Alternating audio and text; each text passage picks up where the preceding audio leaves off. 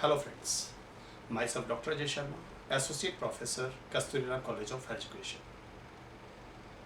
Today we will discuss about few topics.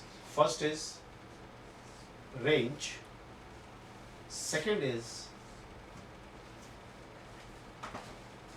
coefficient of range, coefficient of range. Third, we will discuss about interquartile range.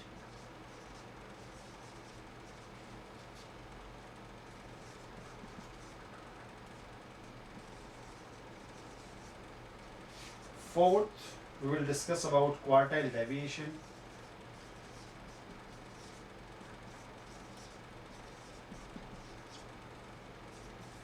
Fifth, we will discuss about coefficient of quartile deviation.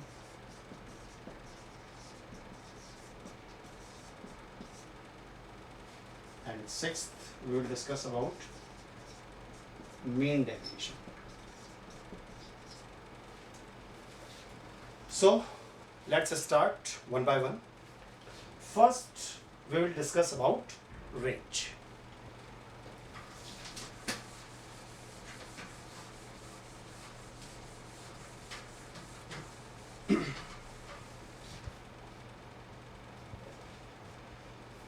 Range means a range of a set of data is defined as the difference between the largest and the smallest value in the set. कि जो भी हमें data set given है उसमें जो largest value है और जो स्मॉलेस्ट वैल्यू है उसका जो डिफरेंस होता है वो रेंज होती है. तो रेंज का फॉर्मूला क्या हो गया हमारा? Range is equal to L minus S. L means largest value and S means smallest value.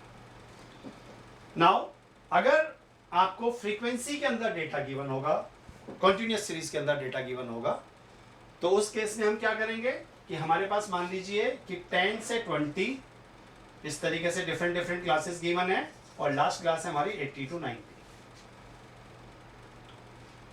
ये तो बात होगी अगर कॉन्टिन्यूस सीरीज में. अगर इंडिविजुअल डेटा है मान लो हमारे पास 2, 5, 8, 7, 15, 20 ये डेटा सेट है, तो इसमें लार्जेस्ट वैल्यू स्मॉलेस्ट वैल्यू ये हो गई, लार्जेस्ट वैल्यू ये हो गई. ऐसे ही जब हम इसका कॉन्टिन्यूस रेंज में अगर हमें डेटा गिवन है तो उस केस में हम लार्जेस्ट वैल्यू हमारी 90 होगी और स्मॉलेस्ट वैल्यू क्या होगी हमारी 10 होगी. इनको लेके हम रेंज को कैलकुलेट करेंगे. तो अब एक बार एग्जाम्पल के थ्रू हम लोग सॉल्व करते हैं कि कैसे हम रेंज को कैलकुलेट कर सकते हैं.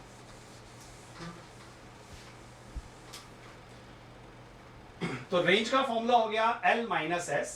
ऐसे ही हम क्या कैलकुलेट करना है हमें? Coefficient of range. तो कोफिशिएंट ऑफ रेंज क्या हो जाएगा? L minus S upon L plus S. Means largest value minus smallest value upon largest value plus smallest value. तो एक बार हम डेटा ले लेते हैं कि डेटा हमारे पास क्या गिवन है. सपोज फर्स्ट हम एग्जांपल ले रहे हैं, अगर हमें डेटा इंडिविजुअल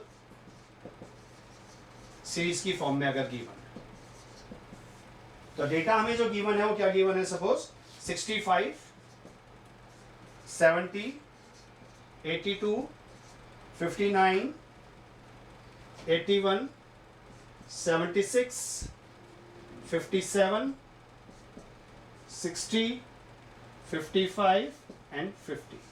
ये हमें डेटा गिवन. तो इसमें से अगर हमें लार्जेस्ट वैल्यू देखनी है तो L क्या हो जाएगा हमारा? L will be 82. L की वैल्यू आ गई हमारी 82. L means largest value out of these observations. और S क्या हो जाएगा हमारा? S हो जाएगा हमारा 50. S की वैल्यू क्या होगी हमारी? 50 की smallest value out of this observation. कि हमें जो भी डेटा सेट दे रखा है उसमें से लार्जेस्ट वैल्यू हमारी 82 है और स्मॉलेस्ट वैल्यू हमारी 50 है. तो इसमें से रेंज हम कैलकुलेट कर लेते हैं. तो रेंज क्या हो गई? 82 minus 50, it means 32. ऐसे ही अगर हमें कोफिशिएंट ऑफ रेंज अगर कैलकुलेट करना है इसी सेम डेटा का,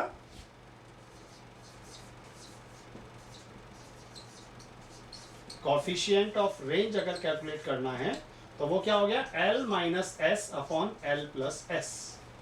it means 82 minus 50 upon 82 plus 50. ठीक है, तो ये हो गया 32 अपॉन 132. और जब इसको अगर सॉल्व करेंगे तो ये आएगा हमारा 0.24. तो ये तो हो गया हमारा. अगर हमें डेटा इंडिविजुअल ऑब्जर्वेशन की फॉर्म में अगर गिवन है तो सिंपली उसको ऑब्जर्व किया हमने, ऑब्जर्व करके लार्जेस्ट और स्मॉलेस्ट वैल्यू निकाली और उसमें से L माइनस एस किया तो रेंज आ गया, और अगर L minus S upon L plus S किया तो कोफिशिएंट ऑफ रेंज आ गया. अब ये है कि अगर हमें डेटा कंटिन्यूअस सीरीज में अगर गिवन हो, अगर हमें डेटा कंटिन्यूअस सीरीज में अगर गिवन हो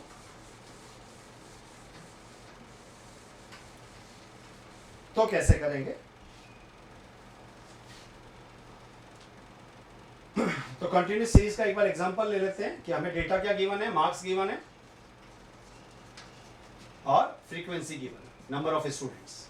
मार्क्स है 10 to 20, 20 to 30, 30 to 40, 40 to 50, 50 to 60, 60 to 70, 70 to 80 and 80 to 90. ये हमारे पास मार्क्स है. और इस नंबर ऑफ स्टूडेंट्स कितने हैं, 10 to 20 आए 2 स्टूडेंट के, 20 to 30 आए 6 स्टूडेंट के, उसके बाद 30 to 40 आए हैं 12 स्टूडेंट के, 40 to 50 हैं 18 स्टूडेंट्स के, then 25 student, 20 student, 10 student and 7 student. ये हमारे पास नंबर ऑफ स्टूडेंट्स है. अब इसमें L और S की वैल्यू कैसे आएगी, तो L और S क्या होगा कि in case of a group frequency distribution range is defined as the difference between the upper limit of the highest class. तो हाईएस्ट क्लास कौन सी है इसमें, ये. तो upper limit of the highest class and lower limit of the smallest class. Smallest class कौन सी है, ये. तो इसकी लोअर लिमिट क्या है, 10. तो हम जो रेंज कैलकुलेट कर रहे हैं तो रेंज क्या है हमारा, range is equal to L minus S. तो L की वैल्यू क्या हो गई 90 और S की वैल्यू क्या हो गई 10. इट मींस रेंज की वैल्यू क्या आ गई हमारी 80. ऐसे ही अगर कोफिशिएंट ऑफ रेंज अगर इसका हम कैलकुलेट करते हैं, कोफिशिएंट ऑफ रेंज अगर कैलकुलेट करते हैं तो वो क्या हो जाएगा, L minus S upon L plus S. It means 90 minus 10 upon 90 plus 10. 90 minus 10 upon 90 plus 10. It means 80 upon 100. 80 upon 100. तो इसको जब सॉल्व करेंगे तो क्या आ जाएगा 0.8. तो ये हमारा हो गया कि अगर डेटा आपको कंटिन्यूअस सीरीज की अगर फॉर्म में गिवन है तो उसमें जो आपकी हाईएस्ट क्लास है, ठीक है, उसकी फ्रीक्वेंसी ले लेंगे, लास्ट जो उसका अपर क्लास जो दे रखी है और इसकी लोअर क्लास, और उसका जो डिफरेंस होगा वो हमारी रेंज और coefficient of range L minus S upon L plus S से हम लोग कैलकुलेट कर लेंगे. तो ये तो बात होगी कि अगर हमें रेंज कैलकुलेट करनी है और कोफिशिएंट ऑफ रेंज कैलकुलेट करना है तो कैसे होता है. अब हम आगे नेक्स्ट टॉपिक पे चलते हैं.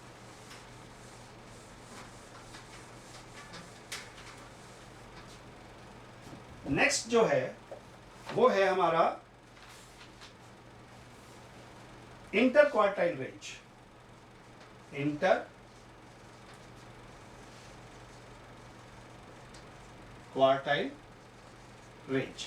इंटर क्वार्टाइल रेंज का फॉर्मूला क्या होगा, Q3 minus Q1, Q3 minus Q1.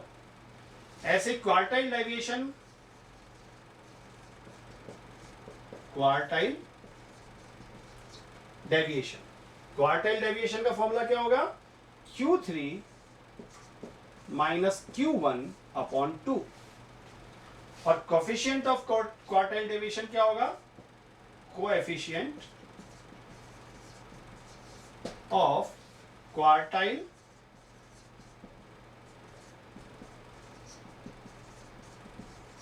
Deviation. Coefficient of quartile deviation का फॉर्मूला क्या होगा? Q3 minus Q1 upon Q3 plus Q। तो ये सब Q क्या है ये सब हम डिस्कस कर चुके हैं पीछे।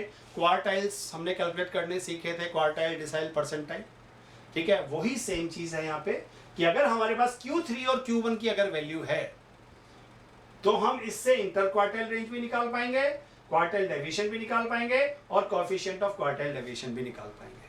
तो इनको भी हम एक एग्जांपल लेके चलते हैं, उसकी हेल्प से हम लोग सब सॉल्व करते हैं। तो लाइक हमें जो डेटा गिवन है, सबसे पहले हम डेटा देख लेते हैं एक बार। डेटा क्या गिवन है हमारे पास? डेटा हमें जो गिवन है वो हमें गिवन है x में डेटा गिवन है हमें 5 to 7, 8 to 10, 11 to 13, 14 to 16, 17 to 19 और फ्रीक्वेंसी हमें गिवन है इनकी 14, 24, 38, 20 एंड 4। अब सबसे पहले तो हमें क्या करना पड़ेगा कि हमें ये जो क्लास हमें गिवन है, ये जो डेटा गिवन है, ये इंक्लूसिव फॉर्म में गिवन है, हमें इसको एक्सक्लूसिव फॉर्म में कन्वर्ट करना होगा। तो उसके लिए हम क्या करेंगे, हमारी क्लास क्या बन जाएंगी, हमें 0.5 प्लस माइनस करना है कि हमने पहले ये डिस्कस किया हुआ है। ठीक है, जब हमने मीन मीडियन मोड सीखा था तब हमने डिस्कस किया था कि अगर हमें इंक्लूसिव फॉर्म में अगर डेटा गिवन है तो उसको एक्सक्लूसिव फॉर्म में कैसे कन्वर्ट करना है। तो हमें क्या करेंगे, 0.5 प्लस माइनस कर लेते हैं।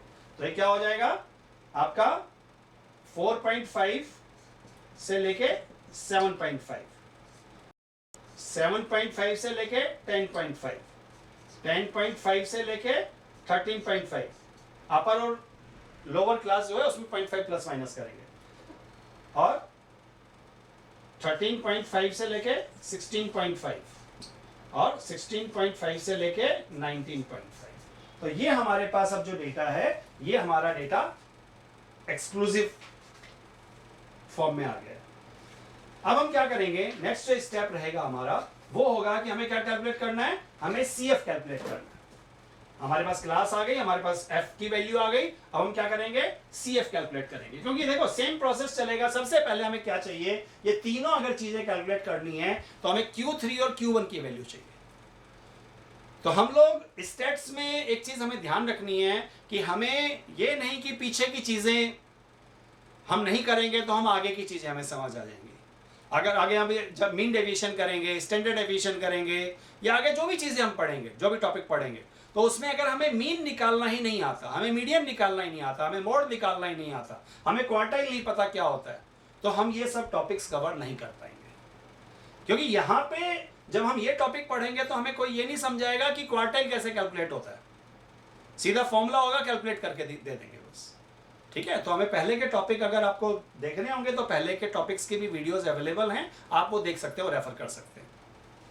तो इसमें कम्युलेटिव फ्रीक्वेंसी हम कैसे निकाल रहे हैं, 14, 38, 76, 96, 100 कि हमने क्या किया, फ्रीक्वेंसी को ऐड करते चले गए। तो ये क्या आ गया हमारा क्वार्टाइल, वो सॉरी कम्युलेटिव फ्रीक्वेंसी की वैल्यू आ गई। अब हमें क्या करना है, हमें क्वार्टाइल निकालना है। तो Q1 का फॉर्मूला क्या होता है कि अगर हमें Q1 निकालना है तो Q1 का फॉर्मूला क्या होगा, L plus n/4 minus C upon F multiplied by H। ठीक है, तो Q1 का क्या हो गया, L plus n/4 minus C upon F multiplied by H। तो अब यहाँ पे देखिए, अब सबसे पहले हमें क्या करना है, हमें n/4 की वैल्यू कैलकुलेट करनी है सबसे पहले तो। ठीक है, Q1 अगर हम कैलकुलेट कर रहे हैं तो हमें सबसे पहले क्या चाहिए, n/4 की वैल्यू चाहिए। तो n का मतलब क्या हो गया यहाँ पे, 100। n का मतलब नंबर ऑफ स्टूडेंट्स। ठीक है, तो अगर इसकी फ्रीक्वेंसी का हम टोटल करेंगे तो 100 आएगा, अदरवाइज जब CF निकाला हमने जो लास्ट वैल्यू है वो n की वैल्यू होती है। तो n/4 क्या हो जाएगा हमारा, 100 अपॉन 4, इट मीन्स 25। अब हम क्या करेंगे, इस 25 को किस में ऑब्जर्व करेंगे, CF के अंदर ऑब्जर्व करेंगे कि 25 या 25 से जस्ट ग्रेटर वैल्यू कौन सी है, तो वो है 38। 38 के कॉरस्पॉन्डिंग क्लास कौन सी हो गई, 7.5 से 10.5 तक, 7.5 से 10.5 तक। तो इस केस में हम क्या करेंगे कि आपके पास हमारी जो क्लास आई है वो क्या आई है, 7.5 से 10.5। तो L मीन्स क्या हो गया, लोअर लिमिट, जो हमारी क्लास आई है उसकी लोअर लिमिट। तो लोअर लिमिट क्या है, 7.5 प्लस n/4 की वैल्यू क्या थी, 25 minus C means cumulative frequency of the preceding class, कि हमारी क्लास तो ये आई, क्वार्टाइल कैलकुलेट करने के लिए, Q1 कैलकुलेट करने के लिए इससे पहले की क्लास कौन सी है, ये, इसकी कॉम्युलेटिव फ्रीक्वेंसी कितनी है, 14। तो 25 minus 14 upon F means frequency of quartile class, कि जो क्लास हमारी आइडेंटिफाई हुए उसकी फ्रीक्वेंसी कितनी है, 24 multiplied by H means class interval, class interval कितना है, 3, क्लास इंटरवल कितना है, 3। तो ये हमारा हो गया कि 7.5 plus 25 minus 14 upon 24 multiplied by 3। जब इसको हम सॉल्व करेंगे तो ये हमारा आ जाएगा 8.875। तो ये हमारी किसकी वैल्यू आ जाएगी, ये आ जाएगी हमारी Q1 की वैल्यू।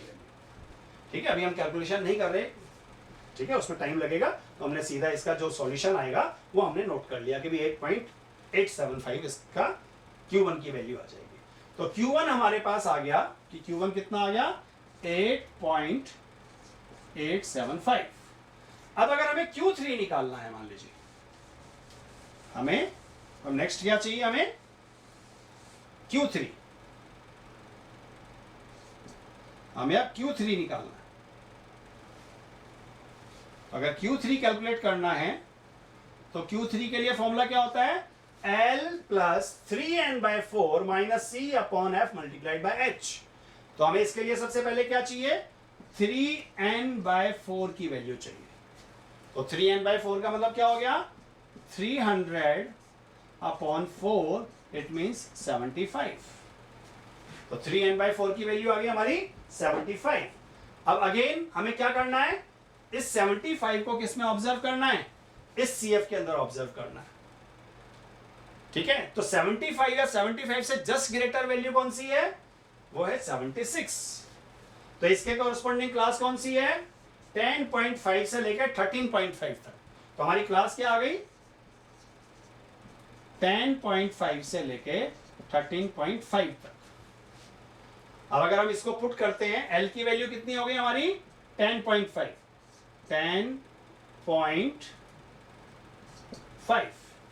प्लस 3n/4 हमने कैलकुलेट किया था 75 माइनस C, कि जो हमारी क्लास आइडेंटिफाई हुई है उससे प्रीसीडिंग क्लास की कॉम्युलेटिव फ्रीक्वेंसी कितनी है, तो उससे प्रीसीडिंग क्लास कौन सी है, 7.5 से 10.5, इसकी कॉम्युलेटिव फ्रीक्वेंसी कितनी है, 38 upon frequency of class, this class 10.5 से 13.5 की फ्रीक्वेंसी कितनी है, 38 multiplied by H means class interval, class interval कितना है, 10.5 से 13.5, 3। तो जब इसको भी हम सॉल्व करेंगे कि हमने, हमारा क्या आया कि 10.5 plus 75 minus 38 upon 38 multiplied by 3। जब इसको सॉल्व करेंगे तो ये आएगा 13.42। 13, Q3 की वैल्यू कितनी आ गई, 13.42।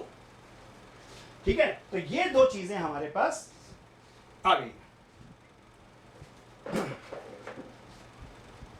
तो हमने Q1 की वैल्यू निकाल ली और Q3 की वैल्यू निकाल ली, क्योंकि तीनों चीजें Q1 और Q3 की वैल्यू के ऊपर डिपेंड करती हैं।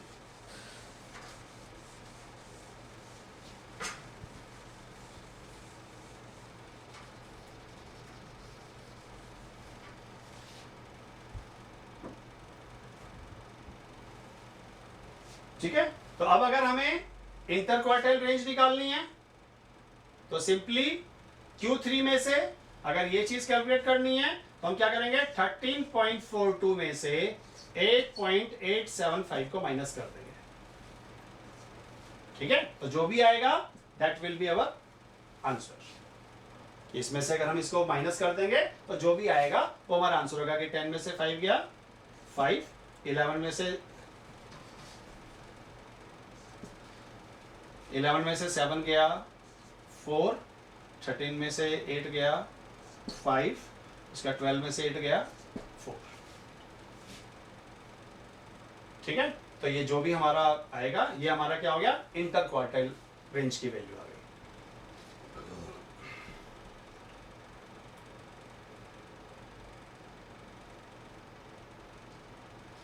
ठीक है, उसके बाद नेक्स्ट है कि अगर हमें क्वार्टाइल डेविएशन अगर हमें कैलकुलेट करना है, अगर हमें क्वार्टाइल डेविएशन अगर हम कैलकुलेट करना चाहते हैं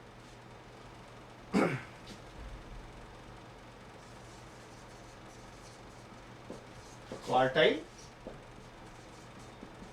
डेविएशन अगर हमें कैलकुलेट करना है तो उसका फॉर्मूला क्या आ रहा है, Q3 minus Q1 upon 2, Q3 minus Q1 upon 2। तो Q3 की वैल्यू हमारे पास है, Q3 कितना आया था हमारा 13.42, Q1 कितना आया था 8.875 अपॉन 2। तो जब हम इसको सॉल्व करेंगे तो हमारे पास जो इसका आंसर आएगा वो क्या आ जाएगा 2.27। ठीक है, अप्रोक्सीमेटली इतना आ जाएगा। तो ये हमारा किसकी वैल्यू आ गई, क्वार्टाइल डेविएशन की वैल्यू आ गई। सेम चीज अगर कोफिशिएंट ऑफ क्वार्टाइल डेविएशन निकालना हो, हमें कोफिशिएंट ऑफ क्वार्टाइल डेविएशन निकालना हो तो उसके लिए भी हम क्या करेंगे,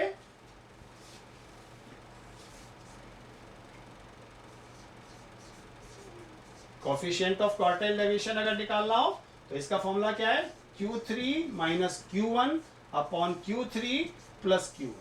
तो हमारे पास दोनों की वैल्यूज गिवन है।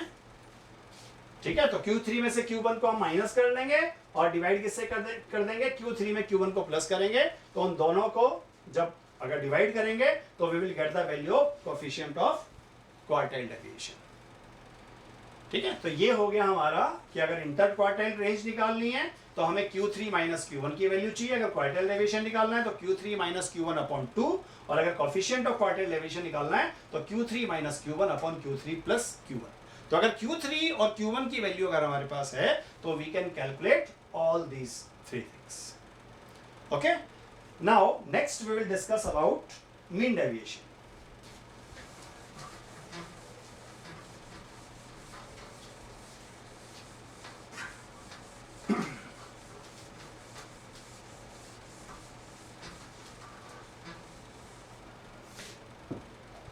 Next we will discuss about mean deviation. तो मीन डेविएशन का जो फॉर्मूला होगा, देखिए अब मीन डेविएशन का जो फॉर्मूला रहेगा वो डिपेंड करेगा डेटा किस तरह का गिवन है, जैसे हमने मीन के केस में किया था। ठीक है, कि भाई अगर हमारे पास डेटा इंडिविजुअल ऑब्जर्वेशन की फॉर्म में मीन या मीडियन कुछ भी निकाला या मोड निकाला हो तो इंडिविजुअल ऑब्जर्वेशन में डिफरेंट तरीका रहेगा, डिस्क्रीट में डिफरेंट तरीका रहेगा और कॉन्टिन्यूस में डिफरेंट तरीका रहेगा। सेम वही चीज़ यहाँ पे भी अप्लाई होगी। तो डेटा हमें किस फॉर्म में गिवन है उसके ऊपर डिपेंड करेगा। ठीक है, तो अगर हम फॉर्मूले की अगर बात करते हैं बेसिकली मीन डेविएशन का, तो सबसे पहले तो क्या होगा कि मीन डेविएशन हम मीन को लेके भी कैलकुलेट कर सकते हैं, मीडियन को लेके भी कैलकुलेट कर सकते हैं और मोड को लेके भी कैलकुलेट कर सकते हैं। बट सबसे एक्यूरेट जो वैल्यू आती है वो आती है मीडियन को लेकर जब हम कैलकुलेट करते हैं। तो हम तीनों से ही हम उसको एक बार देख लेते हैं कि भी क्या डिफरेंस रहेगा, क्या फॉर्मूला यूज होगा। तो अगर मीन डेविएशन की हम बात करें तो मीन डेविएशन का फॉर्मूला क्या है,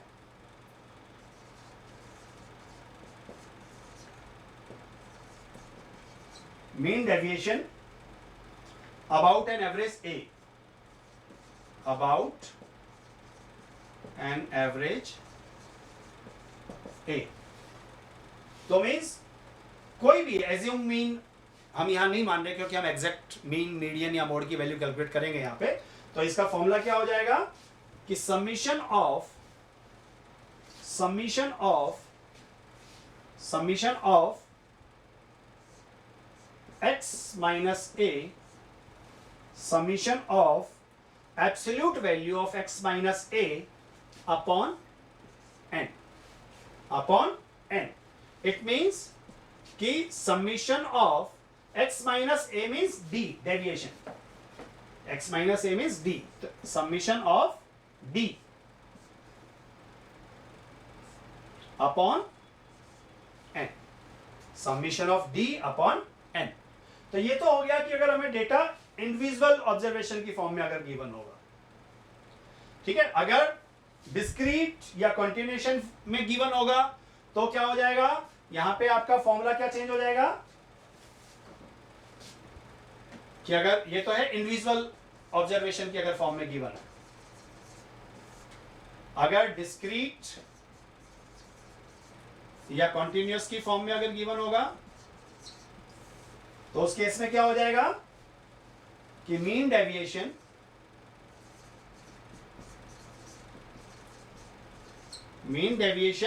is equal to summation of f absolute value of d multiplied by absolute value of d upon n. Summation of f multiplied by absolute value of d divided by n. और अगर हमें coefficient of mean deviation निकालना है, coefficient of mean deviation अगर निकालना है, coefficient of mean deviation अगर calculate करना है तो क्या होगा, mean deviation upon average about which is calculated, average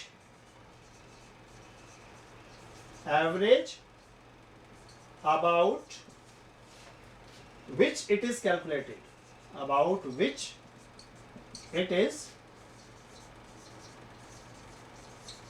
calculated.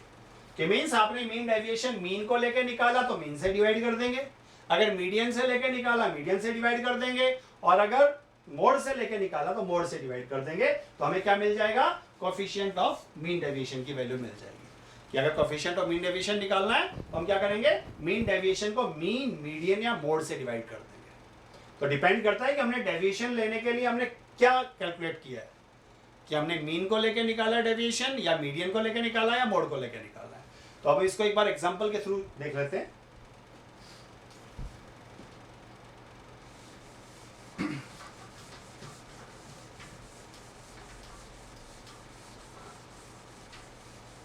तो सबसे पहले इंडिविजुअल ऑब्जर्वेशन का डेटा ले लेते हैं कि अगर डेटा हमें गिवन है, इंडिविजुअल ऑब्जर्वेशन का डेटा लेके चलते हैं. सबसे पहले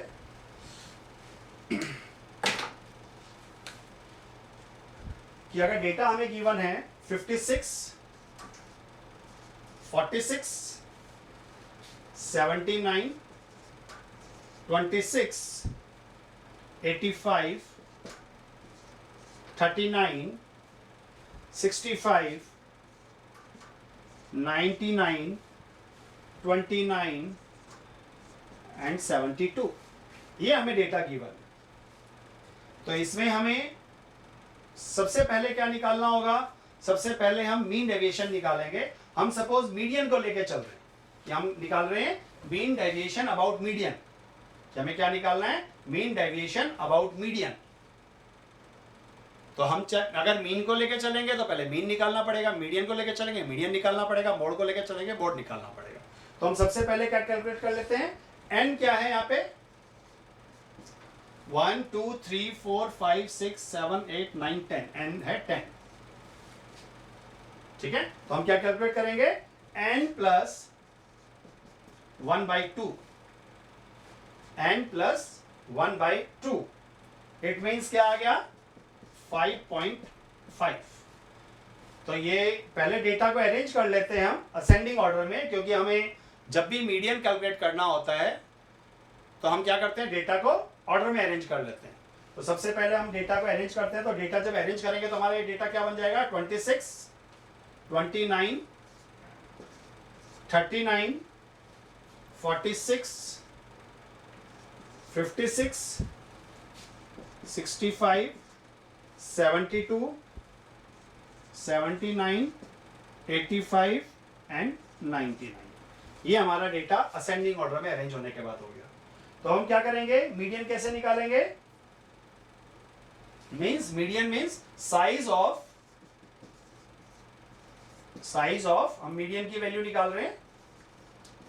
median means size of n plus 1/2th item, मतलब 5.5th आइटम की वैल्यू। तो इसका मतलब पहले 5th आइटम देखिए क्या है, 1 2 3 4 5, 5th आइटम है 56। तो हम क्या करेंगे, कैसे करेंगे? 5th item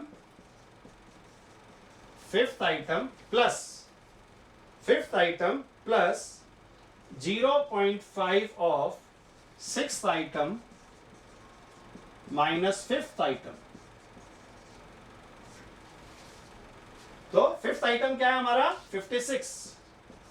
5th item is 56 plus 0.5 क्या लेंगे? 0.5 of 6th item. 6th item क्या है? 65 minus 5th item. 5th item क्या है? 56। तो ये क्या आ जाएगा हमारा कि 56 प्लस 0.5 ऑफ कितना? 9। तो ये हो गया आपका 56 प्लस 4.5 मीन्स 60.5। तो ये हमारे पास 60.5 जो वैल्यू आई है वो किसकी वैल्यू आई है? ये मीडियन की वैल्यू आई है। तो हम नोट कर लेते हैं कि भाई हमारी मीडियन की वैल्यू कितनी आई है। Median is equal to 60.5। ठीक है, मीडियन कितना आया हमारा? 60.5 हमारा मीडियन आ गया। अब हमें क्या करना है, अब हम इस डेटा को वर्टिकल फॉर्म में नोट कर लेते हैं।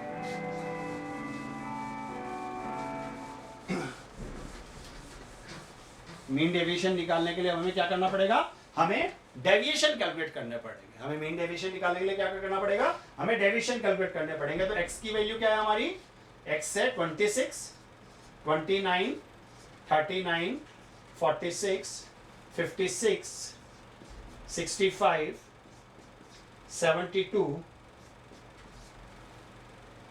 79, 85 और 99। ये हमारा x की वैल्यू है। तो हम इसमें क्या करेंगे? d की वैल्यू कैलकुलेट करेंगे। d क्या होगा? x minus a। x minus a means x minus median. a means हमने पीछे a किस कंसेप्ट में पढ़ा था? हमने जब मीन पढ़ा था, a मीन्स हमने पढ़ा था कि एज्यूम मीन, कि हम किसी भी एक वैल्यू को एज्यूम कर लेते थे कि ये मीन की वैल्यू है। बट हमने यहाँ पे मीडियन कैलकुलेट किया है। तो यहाँ पे कैसे निकालेंगे हम कि x minus median, x minus median. तो x माइनस मीडियन कैसे हो जाएगा कि हमारा x माइनस मीन्स मीडियन की वैल्यू कितनी है? 60.5। 60.5। तो यहाँ पे हम इसको कैसे कैलकुलेट करेंगे? 26 minus 60.5 it means minus 34.5। Minus 34.5। 29 minus 60.5 means minus 31.5। Next क्या आएगा? माइनस 21.5, माइनस 14.5, माइनस 4.5, फिर 4.5, उसके बाद 11.5, फिर आएगा 18.5, फिर आएगा 24.5 और फिर आएगा 38.5। अब हमें क्या करना है? हमें एब्सोल्यूट डी की वैल्यू निकालनी है। या क्या आ गया? डी आ गया। तो एब्सोल्यूट डी की वैल्यू कैलकुलेट करेंगे हम। एब्सोल्यूट डी की वैल्यू का मतलब क्या हो गया कि जो नेगेटिव वैल्यू है उसको भी पॉजिटिव में कन्वर्ट कर दो।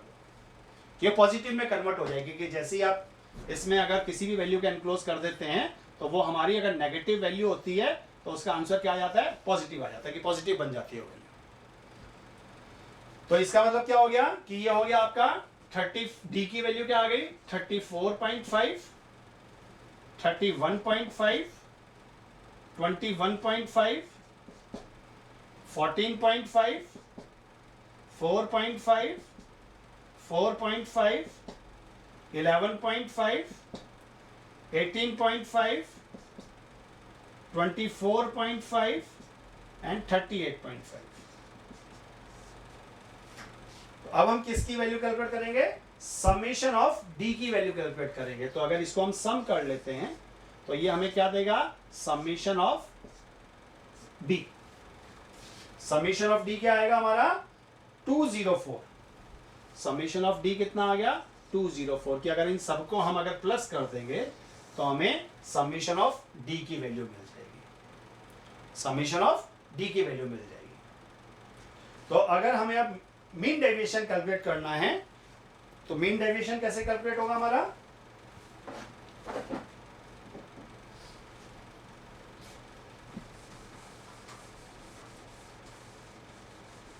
तो मीन डेविएशन कैसे कैलकुलेट कर रहे हैं, तो मीन डेविएशन का हमारा फॉर्मूला था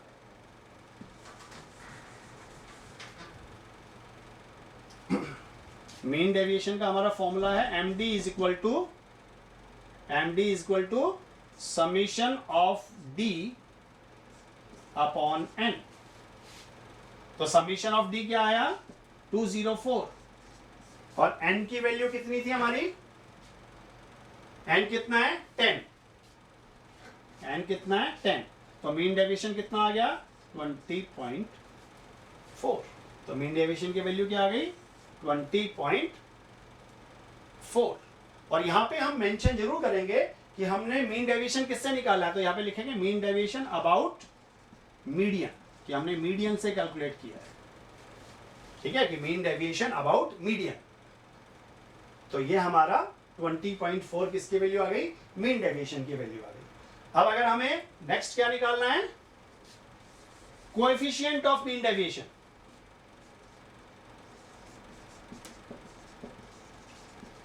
कोएफिशिएंट ऑफ मीन डेविएशन, तो ये क्या आएगा, मीन डेविएशन अबाउट किसको लेके निकाला है हमने मीन डेविएशन, मीडियन को लेके, तो upon median, mean deviation upon median. तो ये क्या हो जाएगा 20.4 अपॉन मीडियन की वैल्यू कितनी है 60.5, 60.5। तो ये हमारा आ जाएगा 0.34, 0.34। जब हम इसको सॉल्व करेंगे तो वी विल गेट 0.34। तो ये हो गया कि अगर हमने डेटा, अगर हमें इंडिविजुअल फॉर्म में गिवन है, इंडिविजुअल ऑब्जर्वेशन में गिवन है, तो हम चाहे मीन निकालें या मीडियन निकालें या क्वेश्चन में जैसे गिवन होगा। अगर क्वेश्चन में गिवन नहीं है कुछ भी तो आप जैसे मर्जी कैलकुलेट करो, तो कोशिश करनी चाहिए मीडियन से लेने की। ठीक है, तो अगर हमें क्वेश्चन में गिवन है तो हमने मान लो मीडियन से बोला गया तो हमने पहले मीडियन कैलकुलेट किया, उसके बाद डी की वैल्यू निकाली, डेविएशन निकाला, फिर उसका एब्सोल्यूट डेविएशन निकाला, फिर उसका सम किया और उसको नंबर ऑफ ऑब्जर्वेशन से हमने डिवाइड कर दिया। ठीक है, अब एक क्वेश्चन हम ले लेते हैं कि अगर हमें डेटा कंटिन्यूअस सीरीज में अगर गिवन हो तो हम कैसे करेंगे, और हम उसको मीन के थ्रू करके देख लेते हैं।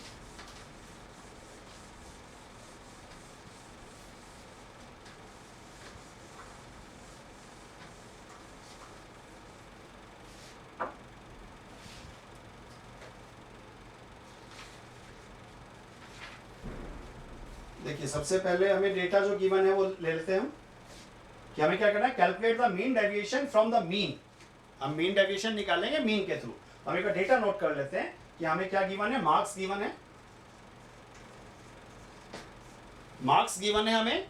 मार्क्स क्या गिवन है 0 to 10, 10 to 20, 20 to 30, 30 to 40, 40 to 50, 50 to 60 and 60 to 70।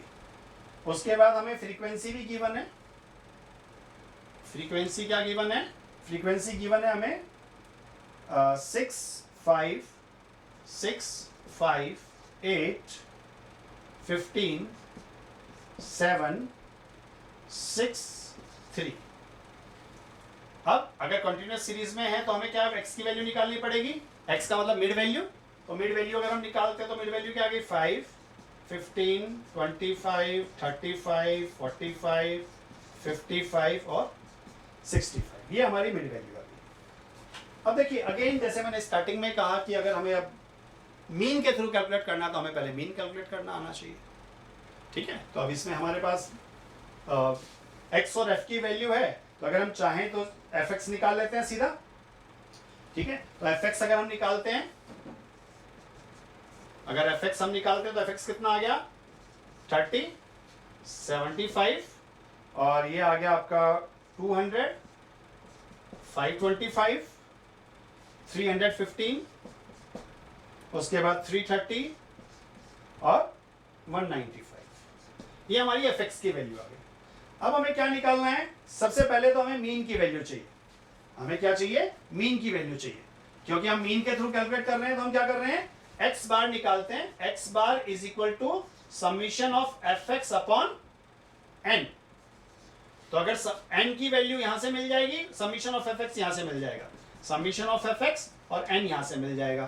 तो n कितना है हमारा, n है 50, मीन्स इन सबका टोटल कर लीजिए फ्रीक्वेंसी का 50, और fx की वैल्यू कितनी आई 1670, 1670। तो हमने क्या किया, सबसे पहले मीन की वैल्यू कैलकुलेट करते हैं, तो 1670 अपॉन 50, इट मीन्स मीन की वैल्यू क्या आ गई हमारी 33.4, ये हमारी मीन की वैल्यू आ गई। अब हमें क्या कैलकुलेट करना है, अब हमें सबसे पहले डी कैलकुलेट करना है। देखो डी क्या हो जाएगा, x माइनस एक्स बार, मीन्स x में से मीन को माइनस कर दो, मीन की वैल्यू हमारे पास है 33.4, ठीक है। तो इसमें से x में से सबको माइनस करते आओ, तो d की वैल्यू क्या क्या आती जाएगी हमारे पास, वो हम नोट कर लेते हैं कि अगर हम 5 में से माइनस करते हैं 33.4 को, तो क्या आ गया 28.4।